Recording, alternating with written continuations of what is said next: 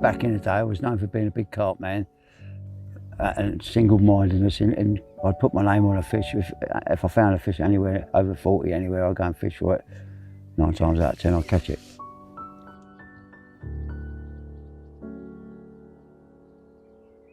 Single-mindedness is all about thinking about the fish all the time, whether you're at work or whether you're at home or whatever you're doing. The minute your mind is not occupied by something that you're doing, your first thought goes, where's that fish today? What's it doing? What's it doing right now? What time is it? Could be doing this, could be doing that. And that's a single-mindedness of approach. When you actually get on the water, that's where the hard work starts, because then you've got to be up and down trees, trying to locate it. Where people walk around the lake today, when I'm walking around the lake, there ain't a tree that I can't climb that I don't get up, because wherever that fish is, I want to see it. And then once I see it and I can follow it, I can then set a plan to where it's going to get caught, if it's going to get caught at that time. And that's basically the strategic way that I do it. And then the other way, obviously, is getting in the lake, finding out areas where a fish could be, not necessarily the biggest fish I'm looking for, but where fish would be, for what reason. That's another way.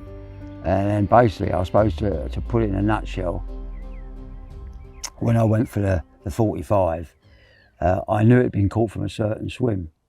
And when I got there, I looked at the swim and I looked at the area and I thought, yeah, that's a place where it's going to be quite regular. And so my mindset was to get bait in the area. I lived a little bit away from it, so I got a mate of mine to put bait up when no one else was fishing.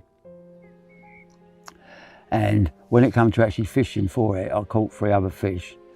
On the time I fished, when my mate, the weekend before I think it was, I was fishing the other side onto the Christmas tree area.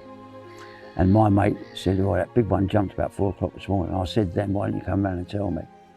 So then my next session was to be on that point to fish the Christmas tree from my left and fish towards the island where I thought it would move around to get to the Christmas tree. Now, there was 2 ways down to that Christmas tree to be safe for that fish's point of view.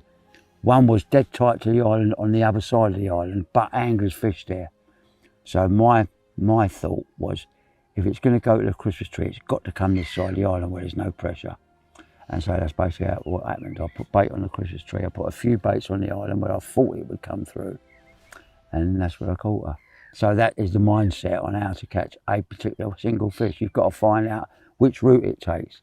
The only time it will change that route is if another angler comes along and interrupts it, i.e. by putting bait out, by catching it. And then it will move in another direction and it will come back to the route at some point. If it gets caught in one swim, you can guarantee it will get caught in that swim again. And that's basically the mindset of a single-minded angler that wants to catch a single fish. That's the way my mindset is. I'm not saying it's the best, but back in the day it worked for me.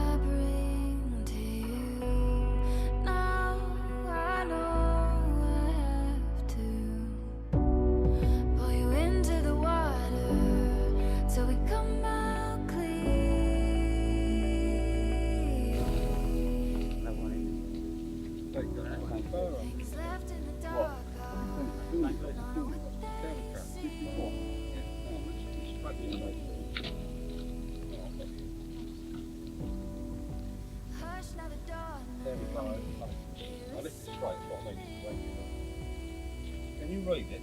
Light it up, like? Yeah. I still think it's You're looking at 35 inches.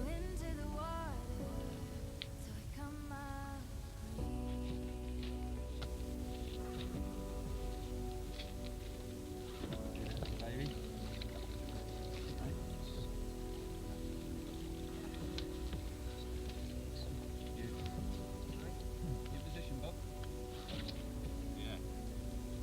straight out there, Richard. Wait a minute. Hang on, look. No, tail more rod. That's it.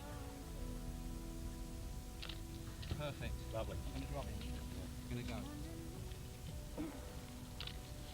What a fish. Oh my Take son. Teddy going away. That's what mid-40s look like in a water pop. 40 pounders is like 40 pounders, that's a mid-40. That's made his day, isn't it? Thank you.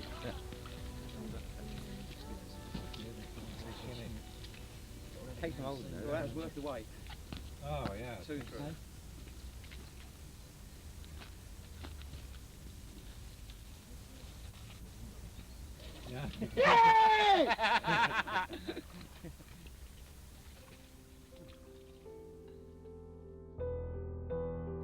Well, up to 60 yards, you can use them accurately from either a catapult or a throwing stick. I like to use a throwing stick because I do like to spread my bait. When they're spread the way I fish all three around it, if you like. They're never ever dead tight. Because we've been filming, I need to catch fish. And I've always been in the opinion, if you've got a tight bed, you will catch a lot more fish, but a lot of them will be smaller than your average 25 plus. And that's what I've proved yesterday. A lot of our fish, I think the biggest one I had was 21, and the rest of them were big 18s, 19s or whatever. But until then, my average fish has dropped this year. I've had 330s this year, a couple of 25s, but the average has dropped in the last month. Due to spawning, I don't know. The bigger fish don't seem to be here like they were in numbers last year. But my spread of boilies, the way I fish, if I miscast, it don't matter. As long as I don't miscast into a snag or into a weed, I can leave it there because I know it ain't far away from another bait. That's the upside of my baiting.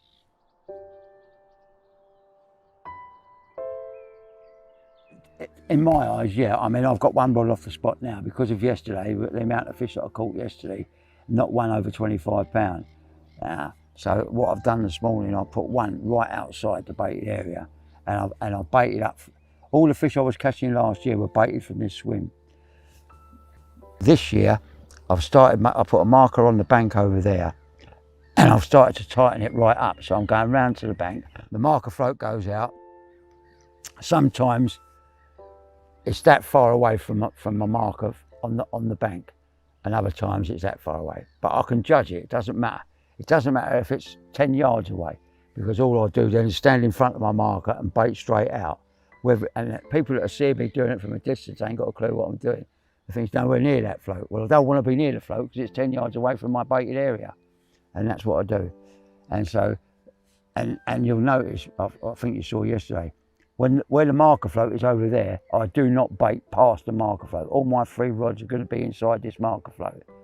The first one will be there, the second one will be there, the third one will be there.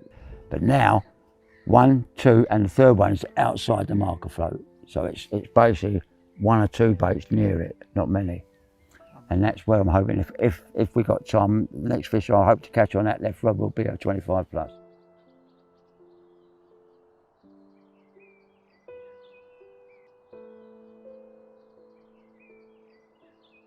Sometimes you get hardships, but on these occasions I'm going to talk about is when you get a big wind roll in, you think, right, I know they're going to move on the wind, and then all of a sudden you see an head pop up, and then all of a sudden you see a big head pop up. That gets the excitement going straight away. So wherever your rods are fishing, you know that you've got to move to this area. Right, the fish is coming, but it's coming with the wind. Right, hang on a minute. I don't need to move the rods to that area. My rods are in the area where the fish are coming to. Sit still. So you get them panic attacks, whether I should move, not move swims, but move area where the rods are. Is that fish on line for my rod?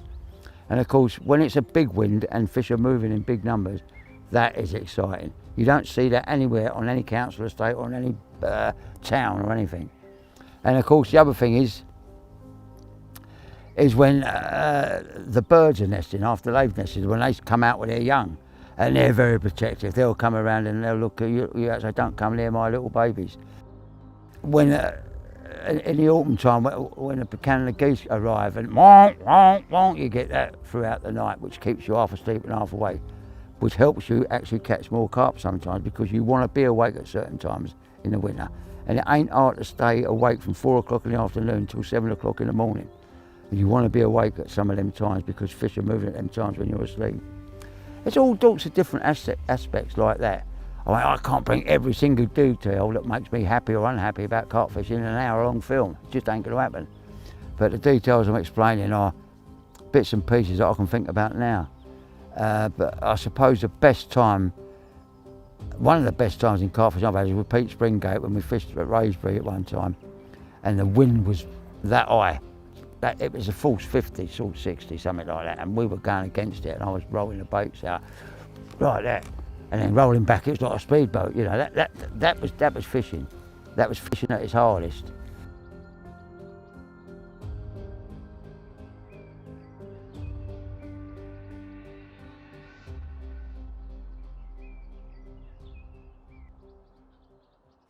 Well, if you're targeting big fish, I mean, you've got to change everything you're doing and be single-mindedness about that one particular fish.